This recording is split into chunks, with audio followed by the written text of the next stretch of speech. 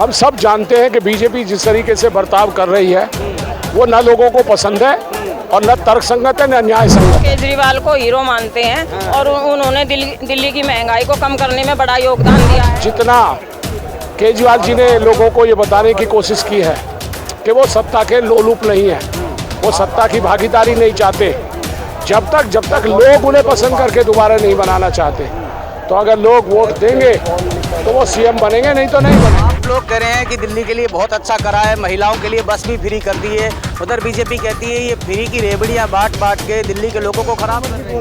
तो बीजेपी तो अभी टमाटर इतने महंगे कर दिए थे, छाछ इतनी महंगी कर दी थी, सारे देश को जहर दे दो या एक बम फुड़वा दो, मर जाएंगे सारे और सब कुछ फ्री में नहीं मिलेगा, फिर सारा पैसों में। क्या महाराष्ट्र के साथ दिल्ली के चुनाव कराने के लिए बीजेपी तैयार होगी?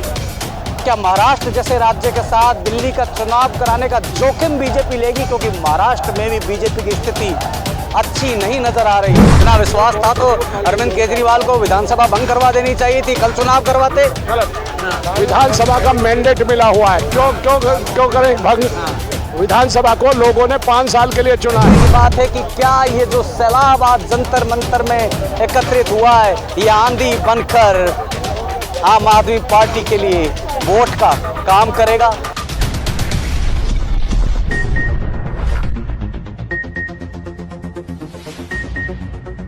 दिल्ली के मुख्यमंत्री अरविंद केजरीवाल ने अभी अपने भाषण में बीजेपी समेत आरएसएस पर भी जमकर हमला किया है। उन्होंने कहा कि लोकसभा चुनाव के दौरान बीजेपी अध्यक्ष जेपी नड्डा ने कहा कि उन्हें अब आरएसएस की कोई ज़रूरत नहीं है। उन्होंने कहा कि मैं मोहन भागवत से पूछना चाहता हूं कि जब जेपी नड्डा ने कहा कि उन्हें आरएसएस की ज़रूरत नहीं है तो उनके दिल को कैसा लगा। उन्होंने कहा कि मैं मोहन भागवत से पूछना चाहता हूं कि बीजेपी के लिए आरएसएस माँ के समान रही है, और क्या एक बेटा इतना बड़ा हो गया है कि वो ये बोल दे कि उसे अपनी माँ की ज़रूरत नहीं है?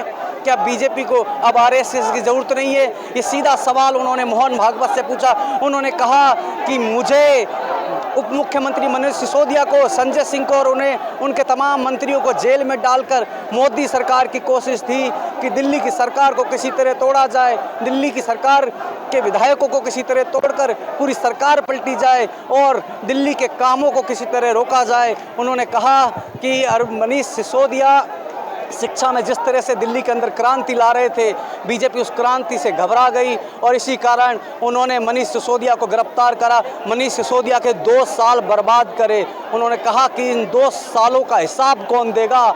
ये 2 साल अगर मनीष सिसोदिया के बर्बाद नहीं होते और जिस तरह वो शिक्षा की क्रांति में काम कर रहे थे तो आज दिल्ली में और भी बेहतर स्कूल और शिक्षा के एक नए आयाम बनते। तो ये एक बड़ा प्रहार उन्होंने बीजेपी पे किया और अपने आखिरी संबोधन में उन्होंने फिर से यही बात कही कि मैं आज आप लोगों के बीच में आया हूं, जनता की अदालत में आया हूं, और अगर आप लोगों को लगता है कि मैं ईमानदार हूं तो मुझे वोट ज़रूर दीजिएगा और आपका वोट ही मेरी ईमानदारी का सर्टिफिकेट होगा। मुख्यमंत्री अरविंद केजरीवाल के संबोधन के बाद अब यहाँ से लोग धीरे धीरे जंतर मंतर से बाहर जा रहे हैं। मैं और लोगों से बात करने की भी कोशिश करूंगा, लेकिन ये अपने आप में एक बड़ा बयान पूर्व मुख्यमंत्री अरविंद केजरीवाल का आरएसएस को लेकर, बीजेपी को लेकर उन्होंने कहा कि जिस तरह से हमारी पार्टी के नेताओं से डील करने की कोशिश की जा रही है कि किसी तरह पार्टी को तोड़ा जाए, लेकिन ये पार्टी ना जब टूटी थी ना अब टूटेगी। उन्होंने कहा कि जब मैं जेल में रहा, हमारे सारे नेता जेल में रहे, जब ये पार्टी नहीं टूटी तो अब तो इस पार्टी को हिलाने की भी किसी की बिसात नहीं। मेरे साथ और लोग हैं, मैं उनसे बात करने की कोशिश करूँगा। दिल्ली के पूर्व मुख्यमंत्री आपके अरविंद केजरीवाल के संबोधन में उन्होंने आरएसएस पर भी बड़े सवाल उठाए। मोहन भागवत से उन्होंने सवाल पूछे। कैसे देखते हैं इन संबोधन को आप? देखिए, जो सही बात है उसको सारी दुनिया पूछना चाहती है। आज अरविंद केजरीवाल जी ने मन से पूछा है। हम सब जानते हैं कि बीजेपी जिस तरीके से बर्ताव कर रही है वो न लोगों को पसंद है और न तर्कसंगत है न न्याय संगत है। आज जिस तरीके से उन्होंने बिहेव किया है, यही कारण है कि डर के मारे उन्होंने पहले संजय सिंह जी को गिरफ्तार किया, मनीष सिसोदिया जी को किया और उसके बाद अरविंद केजरीवाल जी को किया। और कोर्ट ने जिस तरीके से बेल देते वक्त टिप्पणी की है, से साफ जाहिर होता है कि केवल ये बदले की भावना से किया हुआ काम। आज जितना केजरीवाल जी ने लोगों को ये बताने की कोशिश की है कि वो सत्ता के लोलुप नहीं है, वो सत्ता की भागीदारी नहीं चाहते। जब तक लोग उन्हें पसंद करके दोबारा नहीं बनाना चाहते, तो अगर लोग वोट देंगे तो वो सीएम बनेंगे, नहीं तो नहीं बनेंगे। इसलिए उन्होंने कहा है कि मैंने भी इस्तीफा इसलिए दिया कि मुझे लगता है कि मुझे जनता की अदालत में जाना चाहिए। तो एक बहुत बड़ा कदम है। इतना विश्वास था तो अरविंद केजरीवाल को विधानसभा भंग करवा देनी चाहिए थी, कल चुनाव करवाते। गलत। विधानसभा का मैंडेट मिला हुआ है, क्यों करें भंग? विधानसभा को लोगों ने 5 साल के लिए चुना है, तो लोगों के विश्वास को धोखा नहीं देना है। जहां अरविंद केजरीवाल जी ने अपने लिए इस्तीफा दिया है, लोगों के लिए एक नया मुख्यमंत्री दिया है, तो ये भंग करना विधानसभा को, ये न्यायोचित नहीं है। ये जनता के साथ दुष्प्रभावी होता, गलत होता। आज उन्होंने ये कहा है कि अगर जनता मुझे चाहती है और कोर्ट ने मुझे जिस तरीके से बेल दी है और बीजेपी ने जिस तरीके से मुझे फंसाया है, मैं ये मानता हूँ कि मुझे जनता की अदालत में जाना चाहिए और जनता को ये बताना चाहिए कि वो मेरे बारे में क्या सोचते हैं। इतनी हिम्मत किसी और में नहीं है, बीजेपी में नहीं है, बिल्कुल भी इतनी हिम्मत किसी और में नहीं है। इनका साफ तौर पर कहना है कि अरविंद केजरीवाल ही हैं जिन्होंने नैतिकता के आधार पर जेल से आने के बाद भी इस्तीफा दे दिया। तो जंतर मंतर से हम आपको तमाम तस्वीरें दिखा रहे थे। एक बड़ा प्रोग्राम आम आदमी पार्टी का, अरविंद केजरीवाल की जनता की अदालत, जिसमें अरविंद केजरीवाल ने बीजेपी समेत आरएसएस पर बड़े प्रहार किए। देखने की बात है कि क्या ये जो सैलाब आज जंतर मंतर में एकत्रित हुआ है, ये आंधी बनकर आम आदमी पार्टी के लिए वोट का काम करेगा? क्या इस बार दिल्ली के चुनाव में तीसरी बार फिर से आम आदमी पार्टी सरकार बनाने जा रही है, या फिर जो अरविंद केजरीवाल ने दाव चला है मुख्यमंत्री पद से इस्तीफा देकर आतिशी को मुख्यमंत्री बनाने का, ये दाव उल्टा तो नहीं साबित होगा? क्या दिल्ली के लोग वाकई में अरविंद केजरीवाल पर फिर से विश्वास देंगे?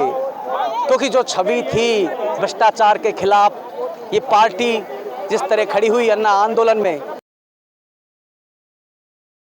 भ्रष्टाचार के खिलाफ अरविंद केजरीवाल सड़कों पर लड़ते हुए दिख रहे थे, खंबे पर चढ़ जाते थे।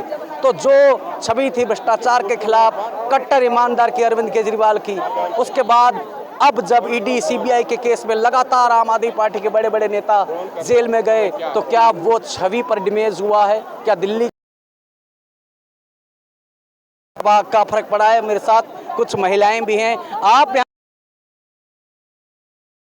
आपको पसंद है, समर्थन करते हैं आप उनका? हम केजरीवाल को हीरो मानते हैं और उन्होंने दिल्ली की महंगाई को कम करने में बड़ा योगदान दिया है और हमें बड़ी राहत है, क्योंकि उन्होंने हमारे काफी बजट को हमारे अच्छा करा है।